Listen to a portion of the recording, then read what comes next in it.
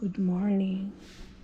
Ipakikita ko sa inyo itong paano pinipino yung mga gulay. Gamit nitong maliit na shredder black decker. Yan, mura lang yan. Meron ding malaki kung marami kayong gagamitin. Lagay ko itong heads strap ng GoPro. Puli, nakapokus. Ganyan lang. Gagawa ako ng lumpiang Shanghai. Ngayon, ang uunahin nyo muna yung cabbage kasi yung carrots magkukulay dyan sa container. Mag-i-stain. Kaya kailangan hugasan kaagad. Meron kayong elastic silicone spatula. Mura lang din to. Nabili ko ata ito sa Dollar Tree. Karamihan kasi dito maraming mabibilang gulay. Marami kasing mga nagtatanim kahit sa mga bahay-bahay lang nila, likod bahay. Tatanim sila ng gulay para makamenos. Lalagay nyo lang yung kaya nyo isaksak. Kaya hiniwa ko na maliliit para mas mabilis mapino. So, hindi ko nalalagay yung tubig.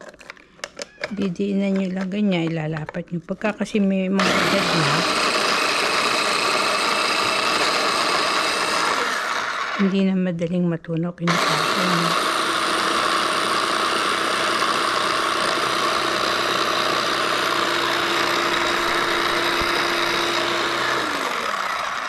Kaya kailangan ginagamitan na ng ganito para madaling ma-digest. Hindi bumabara sa mga ugat-ugat na pinagmumulan ng stroke, mga pamamaga ng mga katawan.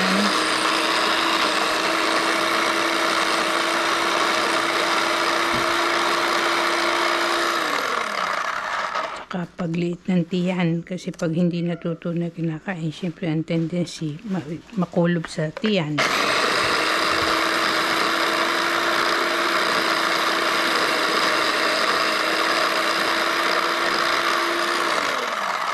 Tinutulong-tulungan din to kasi nga naiipit. Kaya kailangan pinuposisyon.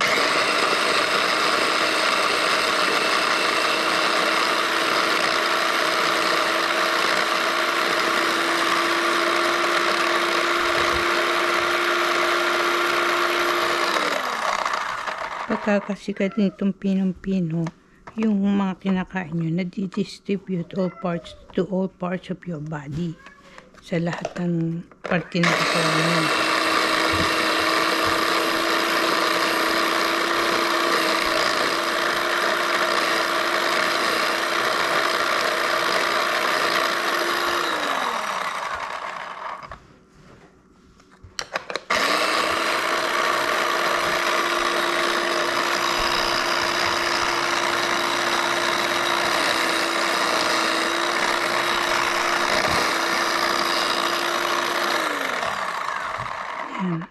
Pagka kasi pinong ganyan, tapos pag ganyan para yung dumi, kung may dumi man yung paglalagyan nyo, hindi madumi yan.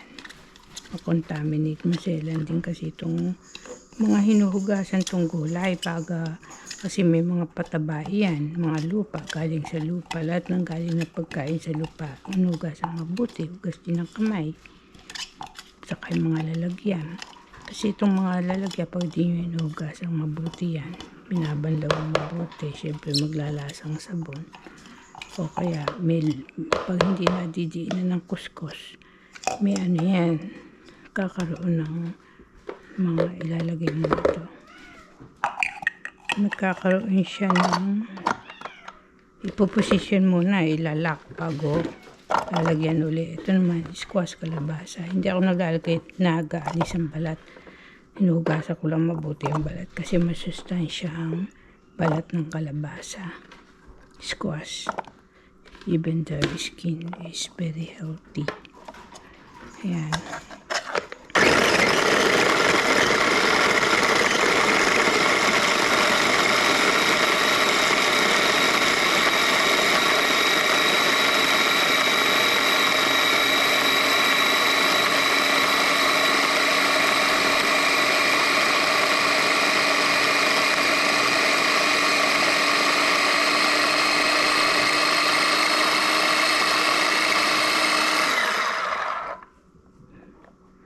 Tingnan nyo, pino kaagad. Mabilis. Ganyan din kasi minsan pagka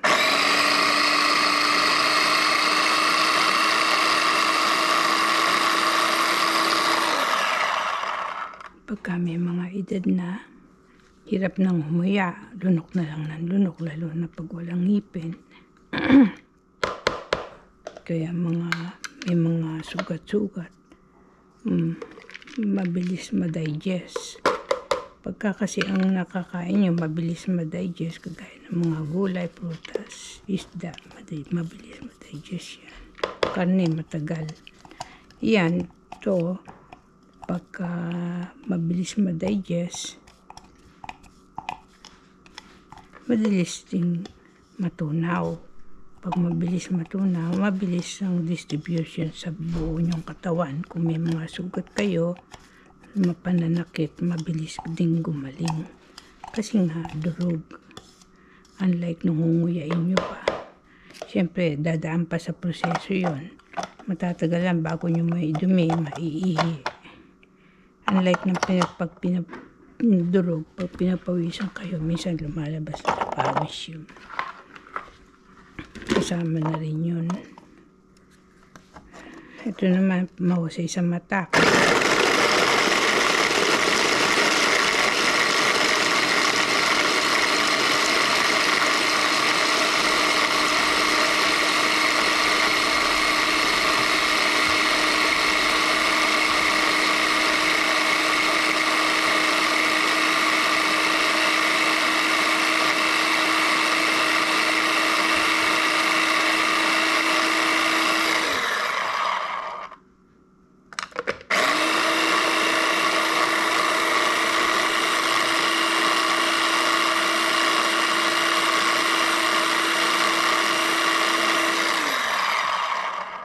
Yan.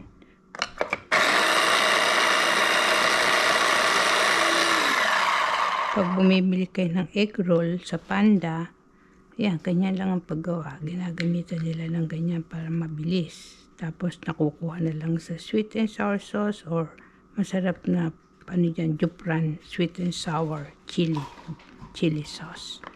Masarap ang Jupran. Mas masarap sa Maeploy, sweet and sour sauce. Mabibili yan sa mga Filipino stores, market, supermarket. Sweet Jupran, sweet and sour sauce. Yun ang, yan. Kung di ako nagkakamali, na vlog ko na yung paggawa ng vegetable lumpiang Shanghai.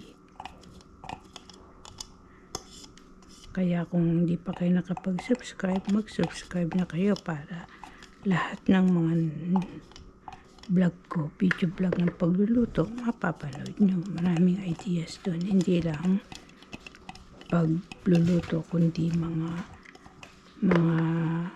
iba't ibang klase. Iba't ibang mga ideas. Ito naman panghalo niyan. Pwede sandok, pwede na rin to. Haluin nyo mabuti. Lalagay ko muna ito sa rep. At mamaya ako nalulutuin. Kasi may gagawin pa akong importanteng bagay. Thank you for watching. Don't forget to subscribe to watch my old and upcoming videos. Bye.